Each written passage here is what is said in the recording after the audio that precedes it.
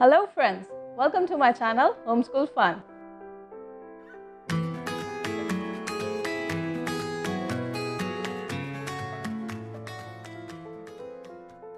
Today, this is a part 1 of the series where we will do a fun activity where we'll combine maths with art and do a simple activity which you can very easily make at home.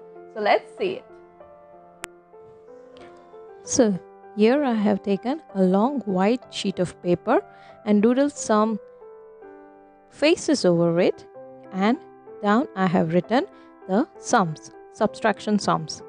And behind the paper I have attached some colorful semicircles which are cut in slits, around 8 slits. So the child has to count the slits of the first number. So like it's 8 minus 3. So he has to count 8, then cut down 3. So 8 minus 3, and the remaining strands of hair that are made with slits, he has to count it, and that is the answer for his sum. So this way, hand-eye coordination, holding a scissor, cutting, enjoying art, craft, maths, activities, everything combined together in this super simple activity. So do make it. So I hope you enjoyed this activity and do make it for your kids at home, and give me a like, share, subscribe. See you next week. Bye bye.